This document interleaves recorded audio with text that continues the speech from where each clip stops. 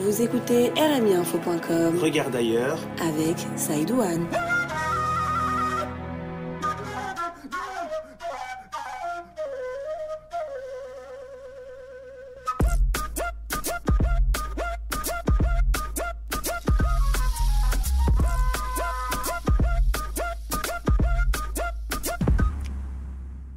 Bonsoir et bienvenue dans Regarde ailleurs, l'émission consacrée à la Mauritanie et sa diaspora. Une émission en or ou en diamant, c'est comme vous le voulez, puisqu'Abdoulaye Sy est à la réalisation, Christophe Albert à la technique, et voici le sommaire de RIMActu. Un livre de mathématiques tout en poulard, Mohamedou Sy vient de le publier, on en parle tout à l'heure dans RIMActu.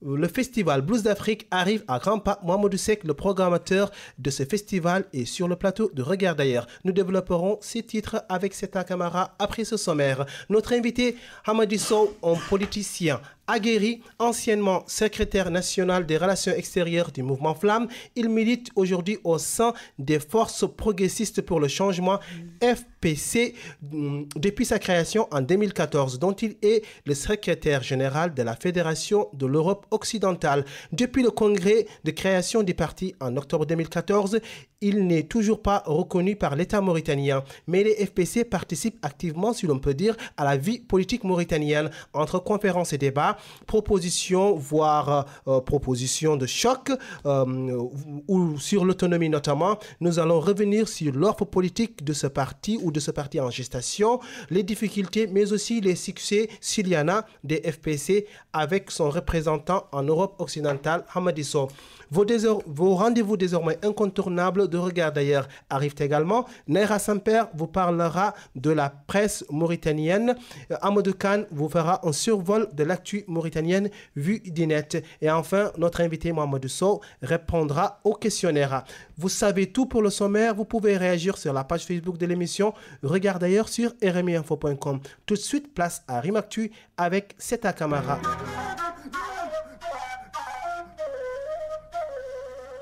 C'est à bonsoir. Bonsoir. Bindande Hisankoji ou les écrits mathématiques en français, c'est l'ouvrage que publie Mohamedou Sy. En effet, c'est d'où ce jeune doctorant très engagé pour l'enseignement et la réhabilitation des langues africaines publie ce livre de mathématiques en langue poulard. C'est à l'occasion des 30 ans de la disparition du regretté Cheikh Anta Diop que le livre est paru. Il est accueilli avec beaucoup d'enthousiasme dans le milieu poulard et au-delà. On l'écoute, Mohamed Sy.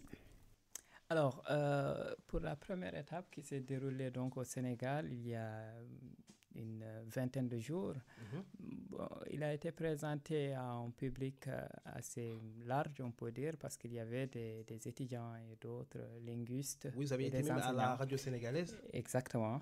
Et qui ont plutôt bien reçu le livre, bon, en prenant ça comme un exemple ou une certaine preuve que les langues africaines peuvent bien travailler la science d'une certaine manière. C'était donc Mohamedou Sy, auteur du livre Mathématiques en poulard. Musique à présent, le festival Blues d'Afrique sera ce week-end. On en sait un peu plus sur la programmation. Le festival aura lieu donc ce 14 mai 2016 à Paris. Il y aura de nombreux invités, dont Farba Guello, Atacham, ou alors Alioune Guissé. Le festival promet cette année encore de mettre en avant toute la beauté des blues africains. Mohamedou Seck, le programmateur du festival, est sur le plateau de Regarde ailleurs. On l'écoute tout de suite. Oui, tout à fait. En fait, le Festival Blues d'Afrique, c'est un festival qui a été monté par l'association Le Berger des Arts. Oui.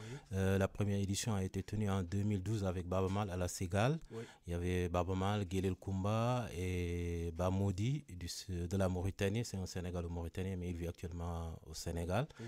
Et Dourabari de la Guinée-Conakry. Et il devait y avoir aussi Moussa Awad de la Mauritanie. Oui. Et la deuxième édition aussi a été tenue en 2015.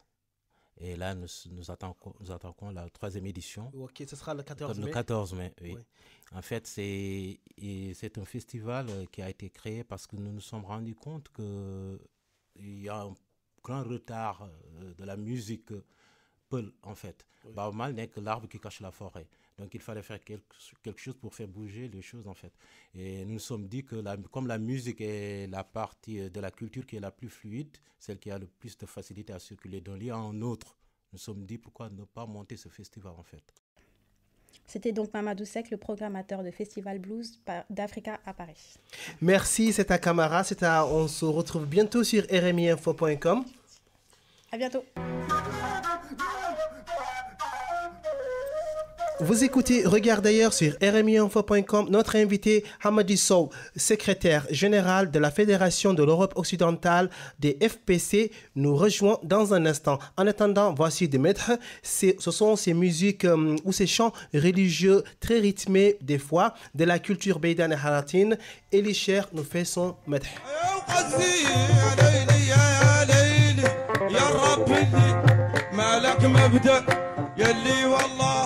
مالك ثاني يلي حاشاك من الولد حاشاك من يا الوالداني واحد حق يا وذاتك وحده بلا يا ثالث وبلا ثاني الناس بالحادث شورك رده انك تعجز يا كواني ما تعجز يا ليله هبده مارتها دون الاواني.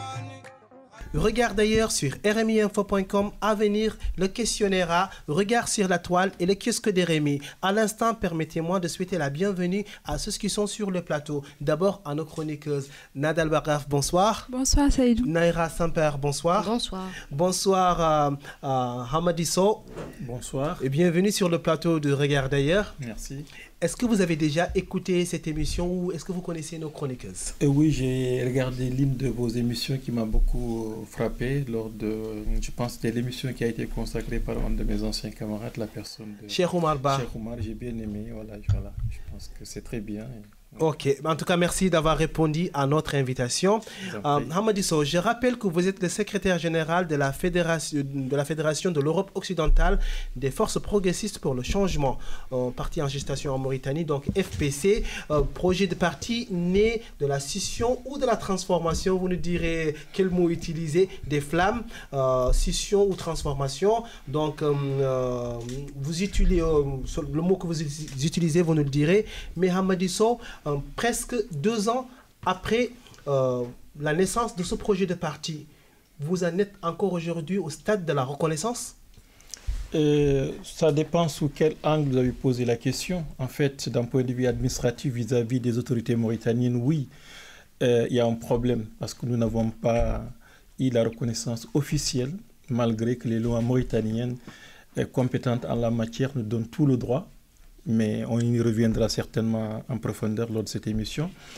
Mais au-delà de cette question administrative, le fait qu'on ait le récépissé officiel du ministère de l'Intérieur de l'État Mauritanie, en dehors de ça, nous sommes un parti constitué qui a ses organes nationaux, ses organes locaux qui fonctionnent véritablement, qui commencent véritablement aussi à investir le terrain et qui est surtout le plus important, qui participe, qui est un acteur incontournable dans la question politique aujourd'hui en Mauritanie. Y compris même récemment, vous avez vu l'opposition traditionnelle au régime qui est même s'est déplacée, venir C'était le 12 avril dernier à notre direction nationale au siège par rapport à des questions d'actualité.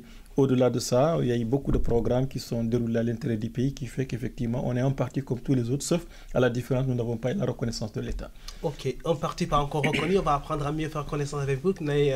Bonsoir, Hamidou Sow. Bonsoir. Votre parti Force progressiste du changement représente le projet politique des Flammes et je rappelle que ce mouvement est souvent diabolisé en Mauritanie et considéré comme un mouvement anti-système de Beydane. J'aimerais vous poser la question suivante. Pourquoi le gouvernement mauritanien avait donné une suite défavorable à votre demande de reconnaissance du parti? Est-ce que la diabolisation est l'une des causes pour ce refus? C'est un exercice à la fois difficile et simple. Difficile parce que vous me demandez à donner des argumentations, à expliquer à la place de l'État mauritanien. Et simple parce que tout simplement, dans le courrier officiel que nous avons reçu du ministère de l'Intérieur, ils ont pointé 2 éléments. Un, sur notre orientation politique, l'autonomie. Et deuxièmement, ils considèrent que notre parti est considéré exclusivement par des éléments négro-africains. Alors, revenons maintenant aux faits. L'autonomie que nous avons proposée, telle que nous l'avons publiée publiquement dans tout, toutes les chancelleries internationales, c'est une autonomie inscrite dans le cadre d'un État unitaire. Ce n'est pas une autonomie d'une zone, de telle zone ou du Sud par rapport au reste du pays. Nous inscrivons notre projet d'autonomie dans le cadre d'un État unitaire décentralisé.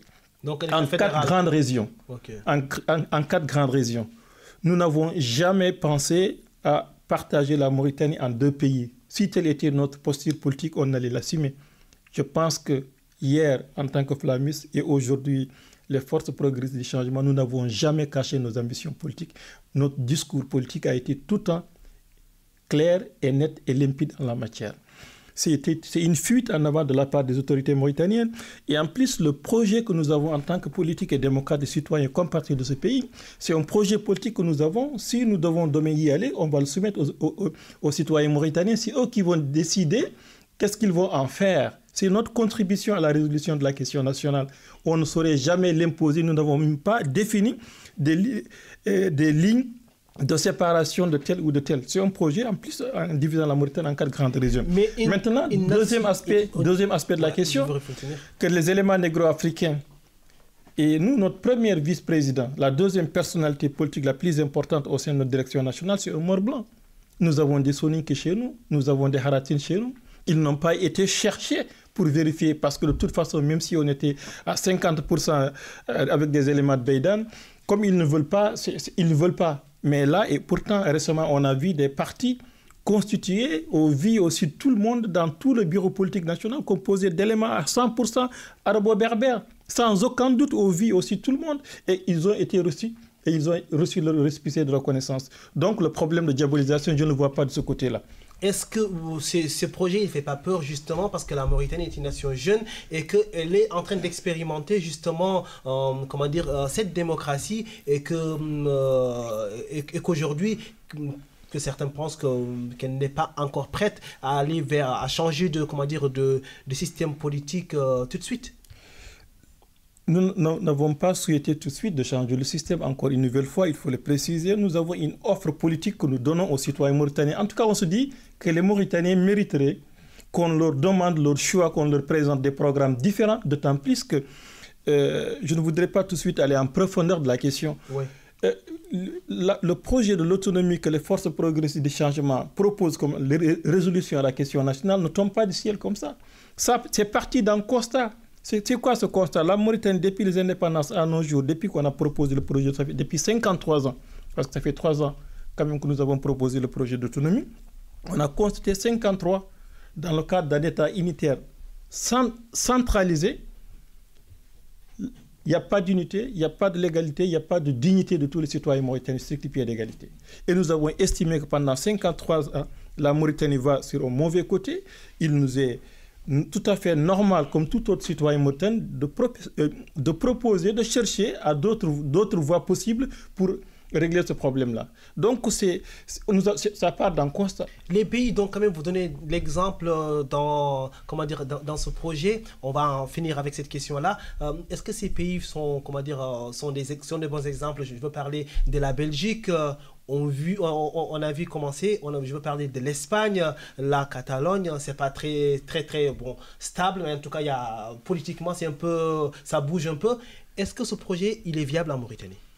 Il faut d'abord l'expérimenter pour le juger. Est-ce qu'il est viable ou pas? D'autres l'ont expérimenté, oui, à notre place, on peut dire. Ce n'est pas parce que si les autres ont échoué que nous serons condamnés. Vous pouvez me dire que l'Allemagne est un État fédéral quasiment stable. Oui. J'y vais par exemple. Oui. Vous avez cité tout à l'heure la Belgique. Oui. La Belgique, ce n'est pas un échec en termes d'autonomie, ce n'est pas ça. L'autonomie, ce qui bloque, c'est la politique politicienne. C'est un enjeu politique entre les hommes politiques. Mais ce n'est pas les citoyens, par exemple, belges, qui en souffrent de l'autonomie. Quand vous allez dans les zones francophones, ils se sentent francophones et fiers de l'être et belges.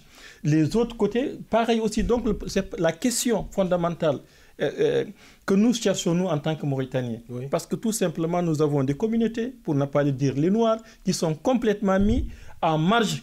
Tout ce qu'on peut considérer de progrès, tout ce qu'on peut considérer comme épanouissement, tout ce qu'on peut considérer comme citoyen de première zone, tout ce qu'on peut considérer comme des gens qui se sentent heureux, épanouis et qui se reconnaissent à travers les politiques menées chez eux. Et ça, c'est un problème, c'est extrêmement important. Partant de cela, nous pensons que l'autonomie, et en plus, l'autonomie, nous ne voulons pas calquer notre autonomie à 100% à l'exemple belge ou à l'exemple espagnol ou à l'exemple allemand. C'est vous qui avez Il y a une spécificité. Non, non. Des fois, peut-être, il faut donner des exemples précis pour faire comprendre les gens ce que nous voulons à dire vrai. Mais d'autant plus que nous, lorsque d'ailleurs, par la voix la plus officielle parmi nous, la voix de notre président l'a dit à travers le Congrès, à travers les conférences de presse, c'est des exemples, nous avons l'esprit. Et les Mauritaniens peuvent saisir le projet que nous leur proposons, ils peuvent l'amender, ils peuvent le modeler autrement. Et en tout cas, voilà, nous n'avons pas dit on va faire comme la Belgique, on va faire comme l'Allemagne, mais non, on va tenir en compte les spécificités de notre pays, la Mauritanie, qui est composée de populations à la fois négro-africaines et arabo-berbères, selon leur réalité historique, selon leur culture, selon leur religion, selon leur mentalité. On va revenir ensuite tout de suite sur votre projet politique. Naïra Samper. Alors, Monsieur Sow, bonsoir. Bonsoir. Moi, ma question porterait plus par rapport justement à la reconnaissance de votre parti en Mauritanie. Qu'est-ce que vos partenaires étrangers, vos interlocuteurs à l'Union européenne, ici en France, qu'est-ce qu'ils font exactement pour vous appuyer et pour soutenir cette reconnaissance ? Si, comme vous l'avez expliqué, il n'y a pas de raison logique, légale, pour que cela ne se fasse pas. La question, d'abord, je pense que notre priorité, ce n'est pas forcément nos partenaires à l'étranger.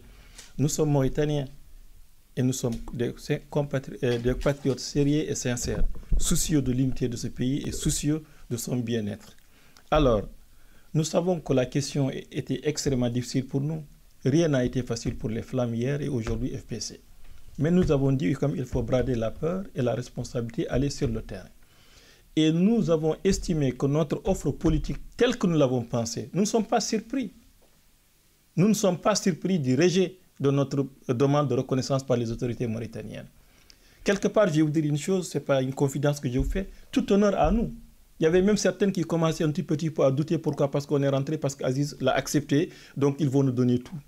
Mais le temps a montré le discours d'hier, incarné par les forces de libération africaines de Mauritanie hier et aujourd'hui les forces progressistes du changement, par le président Samba Thiam en personne, le projet politique quasiment reste le même.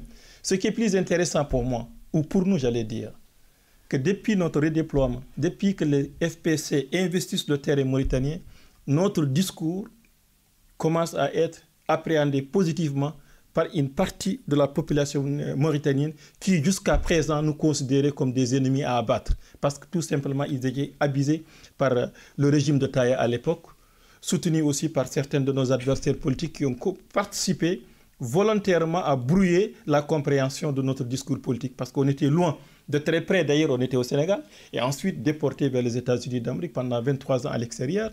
Il était très difficile pour nous.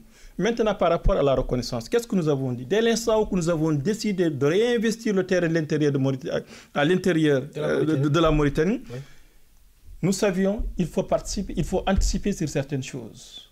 Nous n'étions pas partis à dire quand on va au Congrès, que le Congrès décide qu'on se transforme en parti politique, on va déposer et puis on va avoir notre reconnaissance et puis c'est bon, ce n'est pas reconnu, le parti s'arrête là. Qu'on ait la reconnaissance officielle de l'État mauritanien, qu'on ne l'ait pas, ceci n'a jamais empêché le FPC de continuer le travail politique sur le terrain. C'est le plus important. Maintenant, nous nous sommes dit, dès l'instant où nous avons décidé de rentrer à l'intérieur, il faudrait que nous inscrivions toutes nos activités politiques conformément à la loi mauritanienne. C'est ce que nous sommes en train de faire en tant qu'un parti responsable.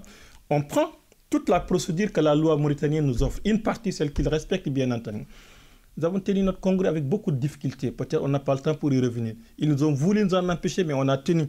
Le courage était là. Des hommes et des femmes, des jeunes étudiants partout qui étaient là, on a tenu. On nous a annulé notre manifestation, notre congrès à l'hôtel. À la veille de notre congrès, on s'est rabattu sur notre propre siège. Ensuite, nous avons déposé, nous avons reçu le reçu de reconnaissance du dépôt. Le délai étant épuisé, nous avons été voir le ministère de l'Intérieur pour leur demander, d'ailleurs, expliquer en fait, toute la presse mauritanienne objective, je veux dire, il y en a aussi dans ce pays-là. Ils ont tous dit devant l'opinion publique internationale que le délai imparti a été dépassé. Et que partant de là, et d'autant plus que le système mauritanien est un système déclaratif. Si on était dans un état de droit, on n'en est pas là. Là, aujourd'hui, la non-reconnaissance, qu'est-ce qu'elle peut nous en empêcher? On ne peut pas constituer une liste ou présenter une candidature officielle au même titre que les autres. C'est ça à dire vrai. Parce que, ne vous détrompez-vous, j'allais dire peut-être vos auditeurs ou vos téléspectateurs, que lorsque nous avons passé à la deuxième étape, lorsque nous avons attaqué la décision du rejet, le gouvernement de Boud Abdelaziz a essayé de mobiliser certains cadres négro-africains pour leur demander d'investir le Valais, pour leur dire que si jamais le discours des forces progressistes du changement commence à prendre une certaine compréhension, une certaine retenue de la part de nos compatriotes, il faut aller essayer de diaboliser davantage, sinon parce qu'ils risquent de vous reprendre. Il y en a certaines qui ont accepté, il y en a d'autres qui ne l'ont pas accepté. Il y a même des partenaires ou certaines autorités connues. Par exemple, notamment notre aîné Ibrahim Mokhtar Sarr, sur un plateau de télévision, lui a posé la question. Il dit qu'il est au courant de cette situation. Il a découragé certains de ses cadres qui voulaient aller le faire. Même si on a certains désaccords entre AJD et FPC, et sa moralité politique ne lui permettrait pas de cracher sur le nouveau FPC. On va donner la parole à... Les partenaires, je termine là-dessus cette question, c'est important, je tenais. Parce que les partenaires, l'Union européenne ou le Parlement européen aussi, parce qu'ils financent. L'argent du contribuable français ou européen participe effectivement dans le processus démocratique en Mauritanie. Étant des partenaires privilégiés de ce processus, nous sommes dit, on est obligé aussi de les tenir informés de la situation, de les instruire. Là, on les a montré, les textes mauritaniens, qu'est-ce qu'ils disent par rapport à la constitution d'un parti politique, le délai, la réponse du ministère de l'Intérieur. Ils ont constaté avec nous la force de loi nous donner la reconnaissance. Maintenant, vous savez que, comme moi, les partenaires, ils sont là, mais il y a le réel politique, les partenariats aussi qui jouent, mais ce qui est plus sûr... Les intérêts surtout. Voilà, les intérêts. Nous, il était notre devoir de les instruire de cette affaire. Nous avons quelques soutiens qui ne sont pas d'accord, qui sont même partis dire aux autorités mauritaniennes. L'ambassadeur de Mauritanie a été interpellé là-dessus à partir de Bruxelles. Il y a eu un groupe de parlementaires européens qui ont écrit des courriers officiels à la présidence mauritanienne pour leur expliquer. La Mauritanie avait à gagner, l'État mauritanien avait à gagner en reconnaissant les forces progressistes du changement, d'autant plus que les forces progressistes du changement, ils ont respecté à la lettre les lois faites par ses propres régimes. Donc, en grosso modo, c'est là où on en est. Nadal Wakaf. Oui, Hamid Youssou, parlons de la politique et les partis politiques. Hamadi Sow. Pardon, Hamadi Sow. On va parler de la politique et des partis politiques en Mauritanie. Selon vous, aujourd'hui, qui est de droite et qui est de gauche, qui est conservateur et qui est progressiste en Mauritanie aujourd'hui par rapport au clivage politique de droite à gauche? Et comment votre parti se positionne par rapport à ce clivage? Une question un peu complexe et difficile à répondre. Je ne saurais, comme je Vous allez y répondre, oui, je m'efforcerai, mais je préférerais parler de nous en tant que parti, les forces progressistes du changement et peut-être les partis avec qui nous travaillons dans notre front. Nous sommes dit, on est parti de gauche progressiste. Nous sommes de gauche progressiste. Nous travaillons avec d'autres partis, effectivement. Et en Mauritanie, le champ politique mauritanien n'a pas forcément les mêmes reflets que ceux que nous pouvons voir ici, par exemple, en France. Et même ici en France, actuellement, il me semble aussi le champ est un peu brouillé. On a du mal à savoir où commence la gauche, où s'arrête la droite. Ça semble se mêler. Donc, voilà. Donc, je ne saurais vous, je ne sais pas si ma réponse vous satisfait, mais tout ce que je peux vous dire, en tant que parti, nous, les forces progressistes du changement et les partis avec lesquels, par exemple, les Plèges, AJD, même si on n'est pas dans le même front, d'autres partis, nous pouvons considérer ces partis, ce que nous avons en commun, franchement, je peux les qualifier comme des partis de gauche progressistes. Maintenant, des partis typiquement droite, si je peux parler en termes d'idéologie, je pourrais catégoriser, ce n'est pas trop mon domaine, je ne voudrais pas juger. On vous écoute quand même. Voilà. Ok. Quelles sont vos relations aujourd'hui avec Touche pas ma nationalité? On a vu qu'il s'était passé des choses au niveau de votre siège récemment. Vous avez donné une conférence ensemble avec le chef de votre parti, M. Thiam. Quelles sont vos relations aujourd'hui? Les relations entre les forces progressistes du changement et le mouvement Touche pas à ma nationalité, le rapport était toujours respectueux, cordial et militant. Alors, il y a quelques cadres du mouvement Touche pas à ma nationalité qui ont un pied aussi au sein des forces progressistes du changement. Okay. Bien avant le redéploiement, notamment le professeur Alassane Dia, notamment Ibrahim Kane et d'autres, il y en a beaucoup. Donc au-delà de ça, d'un point de vue idéologie politique aussi, je pense que le mouvement Touche pas à ma nationalité est né des conséquences que les flammes dénonçaient à l'époque. Mais aujourd'hui, ils sont quoi? Je ne vous demande pas de parler, bien sûr, on ne touche pas à ma nationalité. On sait dans quel cadre ils sont nés, dans le cadre d'une dénonciation du recensement biométrique dont ils jugeaient qu'il était discriminatoire vis-à-vis des Noirs en Mauritanie. Ils ont protesté, ce recensement est en stade assez avancé.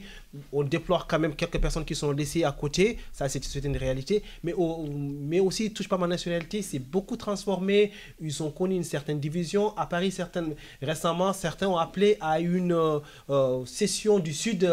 Est-ce que vous vous reconnaissez dans ça? C'est quoi? Expliquez-nous un peu. Quels sont vos partenaires Touche pas à ma nationalité, justement? Je pense que parmi nos partenaires en tant que mouvement politique, Touche pas à ma nationalité en fait partie. Mais quant au projet, je pense aussi, il faut dire les choses. Il me semble, il y a un mouvement, comme vous l'avez dit, le mouvement Touche pas à ma nationalité, et malheureusement, comme les organisations aînées, et on connaît aussi des divisions ou des scissions, ou en tout cas des séparations de certains cadres parmi la direction. Alors, il me semble que le mouvement Touche pas à ma nationalité basé en Mauritanie, dirigé par le professeur Alassane Dia, ne parle pas de la séparation du Sud. Et moi, j'ai vu le texte effectivement sur Internet. Il y a le mouvement Touche pas à ma nationalité de l'autre camp qui parle, ainsi que les flammes qui parlent de l'autonomie du Sud.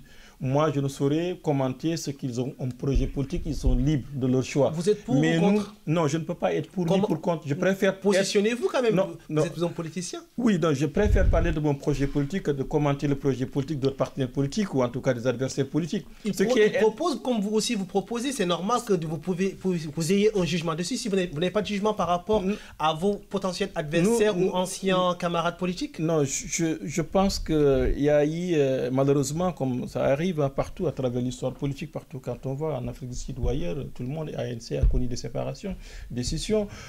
C'est malheureux, mais le plus important, c'est d'incarner et de rester droit dans sa lutte et dans sa ligne de politique et suivre et accepter certains sacrifices. Mais votre positionnement par rapport à leur proposition? Oui, non, je dis encore une nouvelle fois, M. Wan, je préférerais parler de la donne politique proposée par les forces progressistes du changement. Nous, l'autonomie que nous avons proposé comme projet politique. Et dans cette autonomie, certaines parlent de communautarisme. Et vous avez dit tantôt que vous avez proposé l'autonomie, de la division en 4 grandes régions.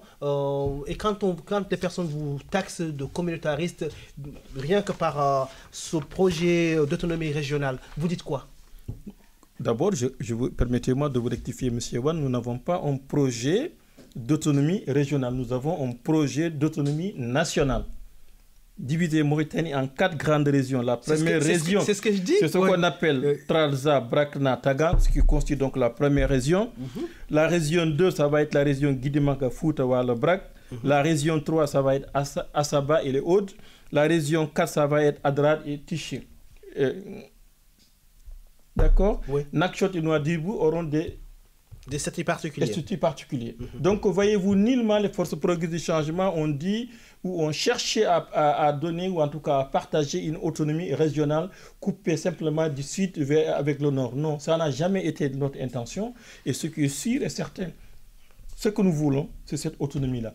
Donc, inscrite dans un cadre d'un État unitaire décentralisé, en permettant, j'allais dire, aux citoyens mauritaniens de décider d'eux-mêmes et de choisir librement les personnes qui vont les représenter. Alors, à la différence de ce qu'on nous oppose très souvent à la décentralisation, vous savez que la décentralisation administrative, telle que ça se passe ici en Europe et ailleurs, c'est l'État qui choisit ses représentants. Et nous, ce que nous voulons, c'est l'inverse.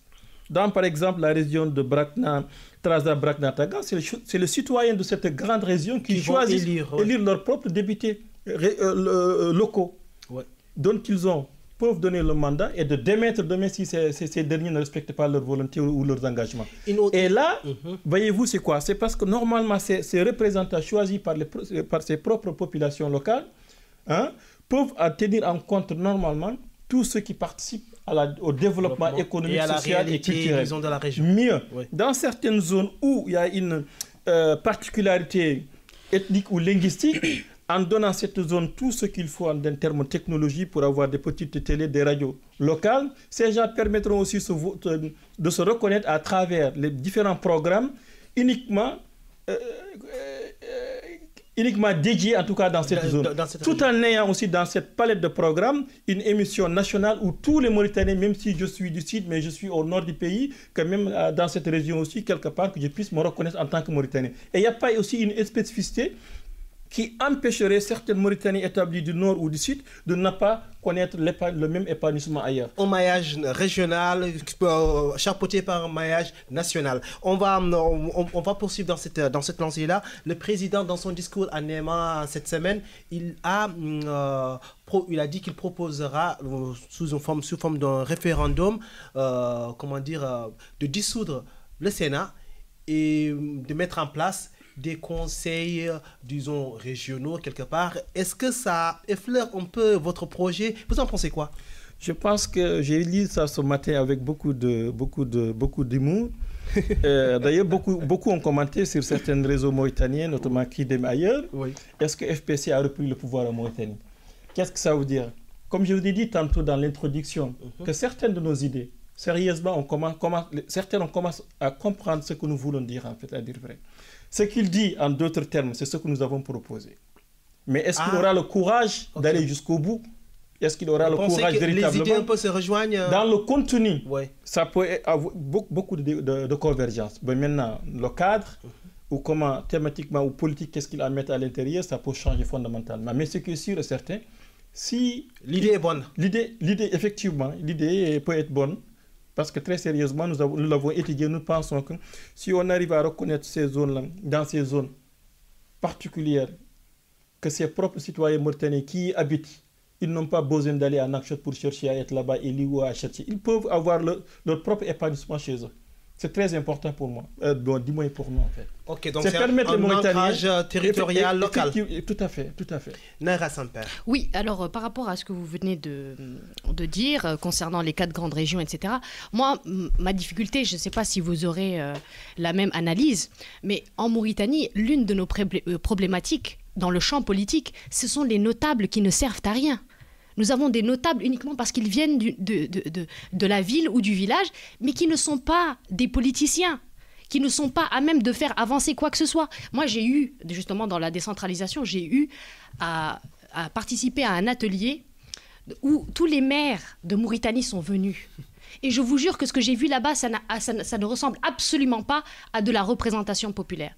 Est-ce qu'on va passer de ce système anarchique où les notabilités essayent de se mettre quelque chose dans la poche tout en oubliant leurs administrés, à un autre système pratiquement le même? Mais sauf que là, ce sera mieux, mieux organisé, ce sera régional. Moi, personnellement, à ce niveau-là, je crois qu'il faut vraiment qu'on essaie de changer la mentalité politique mauritanienne. Et ça, on n'est pas prêt de le faire, visiblement. Parce que si on passe de notabilités comme ça à des notabilités régionales, ils seront bien ancrés dans leur région, mais rien ne va changer pour personne. C'est ça que je veux vous dire. Je ne sais pas si je m'exprime bien. Tout à fait. J'ai bien compris. C'est pertinent ce que vous avez dit, madame. Maintenant, dans ce domaine, il faut peut-être déterminer les priorités. Qu'est-ce que les Mauritaniens ont besoin aujourd'hui? C'est ça pour moi. Quand on arrivera ensemble à déterminer qu'est-ce que nous voulons en priorité, en définissant les priorités, je pense que le reste, ça va être secondaire. Je m'explique autrement. Les notabilités aujourd'hui, dans la gestion, comme vous l'avez dit, dans la représentation entre guillemets nationale, l'Assemblée nationale entre guillemets, je préfère toujours mettre entre guillemets, ou Sénat, quasiment c'est les mêmes qui gouvernent partout, que vous allez dans les Hauts-de, que vous allez au Sud, au Fouta, quasiment c'est les mêmes familles qui gouvernent. Et d'ailleurs, nous pensons qu'à travers l'autonomie, ça va être une révolution politique à la fois culturelle. Parce que dès l'instant où ce n'est plus maintenant le poids historique, social de tel qui va déterminer le mode d'élection, ou en tout cas automatiquement, dans certains milieux de chez nous, il faut le dire, quand on parle de responsables, ceux qui vont incarner donc la destinée de tel contrée, il y a 2 ou 3, 4 personnes qui sortent tout de suite comme si naturellement il y a eux qui devraient incarner cela. Et nous estimons aujourd'hui, en mettant en ayant d'abord des citoyens qui, par leur propre citoyenneté et leur acte de courage politique, puissent se prendre en charge et de dire désormais mon destin, j'ai à l'influencer, j'ai à le modeler, j'ai à y participer pour mon demain, pour mon avenir. Indépendamment des considérations morales et historiques, socio-culturelles que j'ai reçues de ma propre famille même, qui dit que tel que votre oncle ou tel que votre neveu ou tel que fils de temps est là, vous ne pouvez pas vous inscrire en faux contre ces décisions. Ce que nous voulons aujourd'hui, on va en parler peut-être. Regardons aujourd'hui le champ politique mauritanien. Il y a deux cas de figure. Quand vous l'observez au niveau du sommet, effectivement, vous ne voyez que des notabilités. Mais moi, j'ai un espoir aujourd'hui, aussi en tout cas chez nous. Je suis d'ailleurs venu ici pour parler aussi des forces progressistes du changement. Que la jeunesse, le monde étudiant est avec nous. Et d'où, d'ailleurs, la formation politique idéologique tous les samedis au siège des forces progressistes du changement en action. C'est quoi? Il y a de ces hommes, il y a de ces étudiants, braves étudiants qui ont enduré, qui ont pris le risque et péril à braver la police politique mauritanienne à l'université, qui ont appris de la politique sur le champ politique, loin du discours des flammes à l'époque, loin de FPC ou de AJD. Ils ont pris leur propre destin en main. Ils ont déjà une conscience politique. Et ils se voient responsables demain pour y participer, pour participer en tout cas à changer la mentalité mauritanienne. Et aujourd'hui, nous, on a des séances politiques qui permettent ces étudiants de comprendre véritablement d'où vient ce fléau auquel ils participent aujourd'hui. Ils pataugent, ils nagent, ils n'ont pas d'avenir. Pour avoir quelque chose, il faut passer par le cousin qui a un ministre qui le connaît, ainsi de suite. Nous connaissons le mode de fonctionnement. Il faut tout de suite arrêter cette situation, sinon demain, ces jeunes n'ont pas d'avenir. Et mieux encore, il faut les outiller d'un point de vue politique et intellectuel, qu'ils comprennent d'où viennent ces difficultés qui les tordent aujourd'hui, pour qu'ils ne tombent pas dans la facilité en se décrétant tout de suite ennemi de tel ou de tel citoyen, alors que ce citoyen, en soi, il n'est absolument rien de responsable de votre misère. C'est un système politique auquel il convient de comprendre véritablement quels sont ces mécanismes politiques qui font que telle ou telle communauté arrive à bénéficier des privilèges de tout l'État. Pourquoi telle ou telle communauté n'arrive pas à bénéficier? C'est un ensemble de mécanismes politiques que nous appelions à l'époque le système Beydan. Vous l'avez tout à fait évoqué, mais si vous voulez, on pourra y revenir en profondeur pour faire comprendre véritablement. En deux mots, est-ce que le système Beydan, c'est aussi valable chez vous ou vous avez laissé cette terminologie, disons, aux flammes? Je voudrais un peu apporter une précision, si vous me le permettez. Depuis le congrès de Cincinnati en 2006, cette expression a été bannie de nos discours politiques officiels. Donc, quand c'était encore les flammes? Depuis décembre 2006, bien sûr, je parle de Cincinnati en tant que flammiste. Vous parlez de quoi, mais depuis 2006? Racisme d'État. Non, pas que nous avions tort ou le contenu. Peut-être d'un point de vue communication, c'était un peu compliqué pour que d'autres Mauritaniens soient plus chargés. Et pourtant, ce que nous disons est vrai. Des fois, en politique, il ne suffit pas d'avoir la vérité pour... Il faut aussi bien le dire. Il faut le dire pour que les autres comprennent. Alors, je reviens sur l'idéologie du parti Force Progressiste du Changement, notamment la devise du parti Liberté, Égalité, Unité. Surtout en tant que féministe, je trouve quand même que la devise du parti est tout à fait innovatrice par rapport aux autres partis politiques en Mauritanie, notamment la liberté d'être, la liberté d'expression, la liberté de penser. Ça me fait penser à la célèbre citation de Voltaire quand il disait je ne suis pas d'accord avec ce que vous dites, mais je me battrai jusqu'à la mort pour que vous ayez le droit de le dire. Alors, ma question est la suivante. En quoi, finalement, cette devise reflète-t-elle la vision politique du projet? Merci, madame. C'est une pertinente question que je trouve... l'exemple que vous donnez de Voltaire, effectivement, c'est l'esprit. Pourquoi liberté, égalité, unité? Notre ambition politique, d'abord, est de libérer le peuple mauritanien. De libérer de quoi? Du racisme d'État, d'aliénation. Parce que nous avons estimé, fondamentalement, les Mauritaniens ont été abusés par les différents régimes qui sont succédés au pouvoir.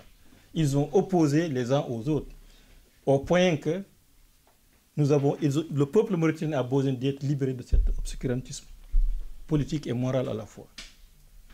Égalité. Quand nous parlons d'égalité, c'est une égalité d'abord entre tous les citoyens mauritaniens, mais aussi l'égalité de nos différentes composantes nationales. Pourquoi faire? Pour bâtir un pays prospère, démocratique, où tous les Mauritaniens se sentent heureux et égaux. C'est ça notre devise. Liberté, il faut libérer le pays. Fondamentalement, aujourd'hui, peut-être beaucoup ne s'en rendent pas compte, mais beaucoup de Mauritaniens ont été abusés. Si vous me permettez... Et par rapport à la condition féminine aussi. Merci. Et la condition féminine, aujourd'hui, je vous dis, la première fois, il y a, lors de la dernière fête des femmes du 8 mars, c'est avec toute fierté, tout honneur pour nous que la Ligue des femmes FPC a organisé une grande manifestation où il y a participé plus de 300 personnes, dont 200 et quelques, c'est les femmes qui ont tenu. Et nous avons une Ligue des femmes très dynamique qui est en train effectivement de faire ce travail-là. Ce que je vous ai dit tout à l'heure, nous cherchons, nous avons compris aussi pour se libérer. Non seulement nous devons être là, mais aussi et surtout les jeunes et les femmes. Parce que point de victoire, point de gloire demain entre les hommes tant que les femmes et les jeunes n'y participent pas. Et ici, ce sera collectif. Alors là, j'avais une autre question. Est-ce que vous avez entendu de l'affaire de Ould Mkhayta, comme la devise, comme la liberté quand même fait partie de la devise du parti? Enfin, c'est un blogueur qui avait écrit un article, soi-disant, et c'est le prophète. La plupart des intellectuels mauritaniens, alors, ils ont pas lu, réellement, ils n'ont pas lu l'article. Qu'est-ce que vous en pensez? Comme votre parti se nomme Force progressiste du changement de Je pense que nous avons fait un communiqué pour marquer notre différence fondamentale dans Rappelez-nous ce qui est le contenu de ce communiqué. En 2 mots, s'il vous plaît, on est un peu pris par le temps. Le contenu, je vais prendre ce qui est plus intéressant pour nous, c'était que, quel que soit, comme vous l'avez dit tout à l'heure, l'exemple de Voltaire aussi, la liberté. Nous estimons que ce monsieur aussi a la liberté de dire ce qu'il pense. C'est un droit, et en plus, c'est un droit constitutionnel. Dans la liberté constitutionnelle, ce monsieur, ce citoyen mauritanien, comme tout autre Mauritanien, a la libre conscience. Il n'y a pas un élément qui l'enfreint à cette liberté-là. Même il sait, comme on est en Mauritanie, même si ce n'est pas prévu par nos textes, on peut en tout cas lui en créer un problème. Et maintenant, nous avons appelé, nous avons estimé, c'est un procès tout à fait politique. Et là, je reviens, je voulais insister tout à l'heure, le fait qu'une bonne classe politique mauritanienne soit d'accord, ou en tout cas soutient, entre guillemets, la justice mauritanienne dans sa prise de décision, c'est tout simplement parce que, très sérieusement, nous considérons que ces Mauritaniens sont aliénés. Ils ne réfléchissent pas en tant qu'individus libres, mais c'est juste pour... Il y a une certaine mentalité qui est là, qui, même si elle est fausse, certains en aparté vont reconnaître effectivement il a toute la liberté de le faire, même si on n'est pas d'accord. Le problème, ce n'est pas être d'accord ou pas d'accord. Le plus important, c'est est-ce qu'il a le droit de le dire ou ne pas le dire. Nous avons estimé, de par la loi mauritanienne, il a le droit de dire ce qu'il a dit. Maintenant, le partager, je peux être en tant que citoyen ou même en tant que parti, ne pas être d'accord dans ses propos. Mais même si je ne suis pas même si nous ne cautionnons pas sa façon d'interpréter les faits, nous n'appelons pas à sa condamnation, encore moins à demander la sentence la plus... Votre point de vue a été entendu dessus. Parlons rapidement pour finir du 3e mandat dont on parle. Je rappelle que le président, dans son discours toujours à Nema, a dit que la Constitution est sous le contrôle du peuple. Interprétera qui voudra, comme il voudra. Je rappelle aussi que votre président, Samba Thiam, avait dit en 2014 qu'il fallait à peu près sacrifier le présent pour préserver l'avenir. Quelles sont vos garanties que vous recherchez ou bien que vous essayez de mettre en place aujourd'hui pour qu'il n'y ait pas ce 3e mandat dont finalement vous ne voulez pas? Par principe, nous ne voulons pas. Par principe, nous ne voulons pas qu'on puisse modifier une constitution pour faire plaisir à un camp politique ou à un homme politique. Par principe, oui. Nous sommes contre. Donc, nous nous inscrivons foncièrement en faux contre cette tentative. Qu'avez-vous sacrifié, comme le dit votre président? Nous avions appelé à cela. Oui. Là que je voudrais en venir. Oui. Beaucoup de l'opposition mauritanienne classique considèrent que c'est les élections, c'est plus important. Nous avons estimé que oui, les élections, c'est beau. Mais le problème fondamental des Mauritaniens ne sera jamais résolu par les élections. On va faire un théâtre électoral tous les 4 ans, 5 ans, la même situation. C'est incontestablement, c'est ça le constat objectif. Maintenant, le problème, il est où? Lorsqu'on leur a dit cela, par principe, on est contre. Maintenant, qu'est-ce que devons-nous faire? Est-ce que nous devons tout de suite dire que oui, nous, par exemple, si aujourd'hui Aziz ne va pas faire son 3e mandat et que c'est un autre colonel qui va reprendre dans la même lancée, quel intérêt pour les Mauritaniens? Même l'opposition, une partie de l'opposition se trompe lourdement. À dire vrai, est-ce qu'il n'est pas même en train de jouer pour amener demain quelqu'un d'autre pour reprendre le pouvoir à sa guise, comme il le contrôlera, comme il le voudra, pour faire vendre qu'il va modifier la Constitution? Tout le monde se met maintenant demain, s'il ne change pas la Constitution, il fera tout ce qu'il voudra des élections. Personne n'en parlera. On va dire que voilà, il n'a pas modifié les élections. Nous, le fondamental réside ailleurs. C'est un système politique qu'il convient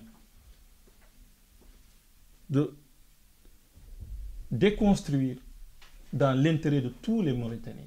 Il est possible que tous les Mauritaniens, arabo, berbères, négro, africains, dans toutes les catégories socio-politiques et culturelles, peuvent trouver leur bonheur et leur épanouissement dans une autre Mauritanie.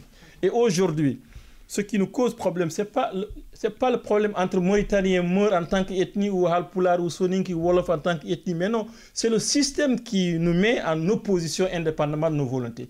Et nous pensons qu'aujourd'hui, quand il dit sacrifier le présent, au lieu d'aller le soutenir, l'accompagner dans toutes ces tentatives politico-politiciennes, c'est de réfléchir ensemble une véritable opposition pour le laisser faire son mandat et bien préparer, lui laisser faire son mandat en 4 ans ou de 5 ans. Et entre-temps, pendant ces 4 ans, 5 ans, une véritable opposition se met en face, qui se reconnaissent à travers un objectif politique commun, tout en restant chacun dans son camp, mais au moins on a un objectif commun pour mettre le système complètement à l'exclure. Aujourd'hui, est-ce que ces conditions sont réunies ou il a un boulevard devant lui? Bien sûr que oui, il a un boulevard devant lui. Donc il fera à peu près...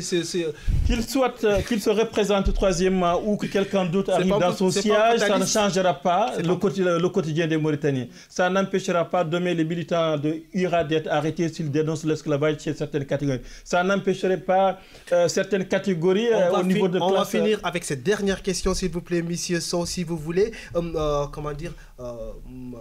Mis à part la proposition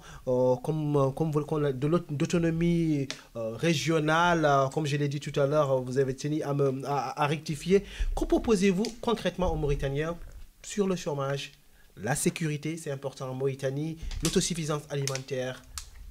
Quelles sont les propositions des FPC? Pardon, par contre, en 1 ou 2 minutes maximum. Nous pensons que les Mauritaniens ont beaucoup sacrifié. Mais au moins, ils ont, chez nous, la Mauritanie, nous avons quand même une possibilité, au moins, de permettre les Mauritaniens de vivre décemment. S'il y a une répartition, plus ou moins, je dirais, acceptable des richesses nationales. Ça, c'est la moindre des choses. Nous avons connu d'autres pays de la dictature. Prenons la Libye de Muammar al-Kadhafi. C'était de la dictature, mais les Libyens mangeaient à leur faim, vivaient à leur soif. Ils se reconnaissaient dans le bien de leur propre pays. Mais nous, ce qui est étonnant aujourd'hui en Mauritanie, au-delà du problème politique négro-africain par rapport au système politique, mais aujourd'hui, partout où vous allez en Mauritanie, au nord, au centre du sud, il y a des arabo-berbères qui en souffrent terriblement. Pendant que les autres se baignent dans des milieux extrêmement dictieux et lointains des réalités mauritaniennes. Et aujourd'hui, ça c'est une chose. Donc il faut le faire. Permettre les agriculteurs mauritaniens de bénéficier des prêts, au lieu d'accorder des subventions. À qui on accorde des subventions? C'est des milliards. C'est les milliardaires, c'est les hommes les plus opportunés qu'on accorde des subventions. Et pourquoi pas ne pas accorder des subventions, ne serait-ce que même pour survivre, ces agriculteurs du nord ou du sud qui peuvent s'épanouir. Aujourd'hui, on nous parle encore de l'or ou de diamant, je ne sais pas. On va finir là-dessus, de l'or ou de diamant. Oui. Et donc voilà, et le pétrole mauritanien, le poisson mauritanien, qui en tire profit. Donc voyez-vous, mais tout ceci, à dire vrai, ça va être conjoncturel. Nous pensons que même à travers, pour que le Mauritanien puisse vivre aisément et plus ou moins dignement en Mauritanie, fondamentalement, c'est lié à la question politique. C'est faire une fausse route en considérant qu'on peut aujourd'hui faire vivre économiquement, socialement bien en Mauritanie en laissant le champ politique tel qu'il est. C'est faire une sérieuse incompréhension de la J'espère qu'on vous a entendu et surtout compris. L'émission va se poursuivre. Regarde d'ailleurs sur rmi.info.com tout de suite le kiosque d'Rémi avec Naira Samper. Le temps que Naira soit prête, voici du rap et du R&B en soninké, le remix de Yonki, Babisco, Spikos et Rim Soninké. atuti nanyamula atutanyani kana atuti bibanyani #1 nanyamula atuti nanyamula atutanyani kana atuti bibanyani #1 Antinyamene anatinyamene sangero seva kela antinyamene ya khane tanachime anantu soro ngene ngana kharente ngana ngure nakuri bekhajin toni ngana ngure nakuri la khajin toni.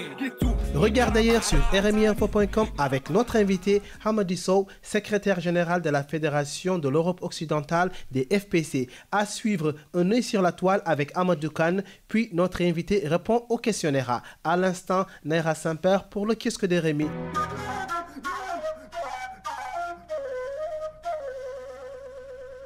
Naira, rebonsoir. Bonsoir. Et pour ce kiosque, vous avez voulu positiver et poser votre regard sur des initiatives du gouvernement que vous jugez prometteuse. Oui, Seydou, j'ai décidé, l'actualité m'y aidant, de ne pas assombrir notre tableau national en rapportant les moultes contradictions et insuffisances qui peuvent souvent caractériser la politique de notre gouvernement. Place donc aux initiatives gouvernementales qui, je le crois, permettront d'améliorer la vie du Mauritanien moyen. Quelles sont ces initiatives, Naira? Alors, 3 articles sont à l'honneur, qui ont tous en commun de s'intéresser aux travailleurs mauritaniens. Le premier fait état de la réception par le ministre en intérim de la fonction publique, du travail et de la modernisation de l'administration, M. Mohamed Lemine Oulcher, des carnets de revendications et de doléances des 31 centrales, unions syndicales et organisations professionnelles mauritaniennes à l'occasion de la fête du travail du 1er mai. Le contenu des revendications et des doléances porte sur la poursuite du dialogue avec le gouvernement en vue de parvenir à un accord qui pourrait satisfaire l'ensemble des partenaires sociaux, mais aussi sur le respect de la législation encadrant le travail ainsi que la mise en place d'une politique sanitaire et sociale qui serait efficace et durable. Le second article n'est pas loin des premiers puisqu'il porte sur le fléau qu'est le travail forcé. Oui, le second article dans la lignée du premier compte, comme son titre l'indique, lancer un programme sur 4 ans pour éradiquer le travail forcé en Mauritanie. En effet, le ministre, pas en intérim celui-là, de la fonction publique, du travail et de la modernisation de l'administration, M. Seydna Ali Ould Mohamed Khouna, a tenu à assurer aux travailleurs mauritaniens la ferme volonté des pouvoirs publics en matière d'amélioration de leurs conditions morales et matérielles. Cette allocution du ministre se faisait aussi à l'occasion de la fête du travail. Il a notamment parlé d'assurance sociale en indiquant que la Mauritanie avait officiellement informé le Bureau international du travail de son intention d'élargir son système d'assurance sociale aux travailleurs et aux structures économiques non encore pourvues.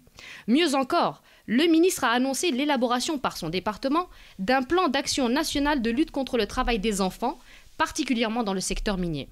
On reste toujours dans la thématique du travail, la santé et la retraite à présent, puisque le troisième article aborde les cotisations sociales et l'assurance maladie. Le troisième et dernier article vient couronner cette série qui ressemble fortement à des bonnes nouvelles, en la clôturant par l'annonce d'une nouvelle formule de versement des cotisations sociales. Désormais, le système de versement des cotisations sociales, des pensions de retraite et des contributions à l'assurance maladie auprès de ces structures administratives sera trimestriel pour l'État et les divers employeurs et non plus mensuel comme c'était le cas jusqu'à présent. Je terminerai en vous disant qu'il était crucial de se pencher sur ces questions et que c'est incontestablement un des secteurs de la vie sociale avec l'éducation qui mérite toute notre attention et notre vigilance. C'est donc avec la plus grande tranquillité que je souhaite à ce ministère le plus grand succès possible dans les réalisations citées plus haut. Que ces encouragements soient reçus pour ce qu'ils sont, c'est-à-dire une preuve de mon impartialité objective. Merci Naira, c'était le kiosque de Rémi avec Naira Saint-Père. Tout de suite, place à l'actu des réseaux sociaux. Ça clique, ça like, ça tweet. Un œil sur la toile. Amadou Kane s'installe. C'est l'actu des réseaux sociaux.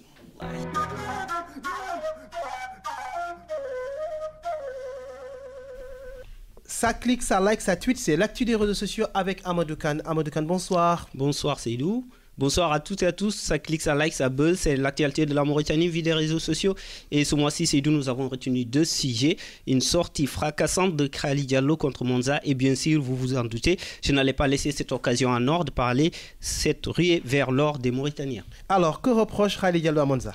Khalid reproche à Monza ni plus ni moins d'être un menteur, car ce dernier aurait dit sur RFI que l'esclavage n'existait pas en Mauritanie. Je cite Khalid, dire que l'esclavage n'existe pas sous sa forme la plus inhumaine, c'est insulter le combat de tous les militants. Ou encore, Monza a dit des contre-vérités dès la 3e minute, 56, 57, 58 secondes, pour ne pas être plus précis. Très précis. secondes, lors de son passage sur RFI dans l'émission Couleur Tropicale. Et pour finir, Khali ordonne Monza de s'excuser. Ok, que répond l'intéressé? Dans un premier temps, il a opté pour une réponse philosophique. Loin de moi l'idée d'insulter. Il faut bien écouter et analyser ce que j'ai dit. J'assume simplement comment nous le vivons. Et en aucun moment, je n'ai généralisé, car il y a toujours des exceptions. Et les exceptions ne seront jamais la vraie situation. Mon frère, lire à l'aveuglette est une chose, écouter sans entendre aussi, mais lire entre les lignes et comprendre ce qu'il y a de plus difficile à faire, chacun a son point de vue, mais la réalité, elle ne peut pas se voiler la face. Et dans un second temps? Oui, on peut dire qu'elle a été un peu plus claire, je cite. Malheureusement, la frustration aveugle beaucoup, donc la cohérence manque malheureusement. Il y a des gens qui ne savent pas lire entre les lignes. Parlons de toute autre chose, Monsieur Kane, de cette histoire d'or en Mauritanie. Vous vous doutiez bien que je n'allais pas laisser cette occasion en or d'en parler. Il faut dire que le sujet a complètement éclipsé les autres problèmes du pays. Pas étonnant pour un Mauritanien sentir qu'il y a possibilité de se faire des couilles en or, s'il fit largement pour reléguer au second plan tout autre sujet. Ainsi, la confirmation de la condamnation à mort des jeunes blogueurs accusés d'apostasie a passé inaperçue. Le potentiel troisième mandat d'Aziz n'intéresse plus personne. Alors, on peut dire que la Mauritanie voit l'avenir en or. Oui, après qu'on nous ait vendu de l'or noir dans les années 2000, nous voilà soudain devenus tout potentiellement propriétaires d'un petit gisement d'or quelque part dans le nord du pays. Ce qui n'était que des rumeurs a tout de suite pris de l'ampleur. L'État a vu l'occasion de se faire des sous sur le dos des citoyens. Un guichet a été ouvert au ministère des Mines pour vendre des licences d'exploitation. En une journée, 16 000 personnes se sont ruées vers ce guichet. À l'heure où nous parlons, la ruée vers l'or ne faiblit pas, malgré les avertissements des uns et des autres, notamment sur Facebook. Des vidéos circulent pour faire revenir des Mauritaniens à la raison, mais en Mauritanie, l'or n'est jamais tout à fait jaune, il est aussi noir ou blanc, il parle même l'arabe ou français. Je fais allusion à cette vidéo faite par un certain Salek Fall Mohamed qui voulait démontrer combien cette histoire d'or est ridicule, mais mal lui en a pris. On l'a traité d'être un raciste par certains internautes qui l'accusent de tenir un double discours sur cette vidéo, un hassania dans lequel il incite aux jeunes meurs d'aller chercher de l'or et un autre discours en français destiné aux jeunes francophones noirs pour les faire croire que l'or n'existe pas en Mauritanie. La sortie d'hier au Gaynak au rapport de son État abonde dans le même sens. Je le cite, pendant que les mœurs se bousculent pour payer des machines chercheuses d'or, entre parenthèses, les milliers de jeunes noirs mauritaniens font la queue à l'ambassade des États-Unis pour devenir des vigiles. Très dramatique situation. Je rappelle quand même que M. Salek Fall Mohamed, il a parlé de l'arabe et le français dans la vidéo qu'il a faite, mais la partie arabe, c'était pas pour inciter les gens, c'était juste c'était une mise en scène pour faire comprendre. Donc pour finir, M. Kane. Pour finir, après l'or noir qui nous venait du fond de l'océan, l'or blanc venu de Venezuela et l'or jaune de l'Algérie, à quand les idées en or pour faire développer ce pays? Vous en avez beaucoup des idées en or et je suppose que les Mauritaniens n'en manquent pas. Merci Amadou Kane, c'était l'actu des réseaux sociaux sur rmiinfo.com. Tout de suite, place au questionnaire avec Seta Camara. Seta Camara, rebonsoir. Rebonsoir. Amadou Sow, est-ce que vous êtes prêt pour le questionnaire? Tout à fait. Seta va vous rappeler le principe et on y va. Alors, il suffit simplement de répondre aux questions de manière spontanée et assez rapide. Pouvez-vous me dire bonjour et bienvenue en Rassania? Assalamu alaikum. Alors, vous avez Yaya Djamé au téléphone, que lui dites-vous? Bonjour. Un ami à vous veut aller chercher de l'or dans l'Inchiri, que lui dites-vous? Bravo. Vous êtes plutôt un homme devant la télé ou dans la cuisine? À la télé. Voterez-vous pour qu'une avenue porte le nom de Muammar Kadhafi à Nouakchott? Non. Quel est le dernier livre que vous avez lu? Je suis un soldat de la paix de José Frachir Gandhi. Un chanteur ou une chanteuse soniquée que vous écoutez pendant des heures? Vous en avez un artiste? Mon chanteur à moi, c'est... comment il s'appelle encore? Je suis désolé, on m'a vieilli en fait. Dematanjan peut-être? La Sanawa? Non, c'est... C'est le plus connu. Il n'est pas... Non, il est mon chanteur préféré de Soninké. Il n'est pas connu. Il s'appelle Demba Diatta. Ah, d'accord. Demba Diarra, autant pour moi. C'est un ami à la fois. Il produit ici souvent dans les soirées africaines, mauritaniennes et sénégalaises. Il est de Guidimara. C'est quelqu'un, franchement... Faites-nous découvrir. C'est ça. On peut se dire Avez-vous déjà giflé un enfant? Oui.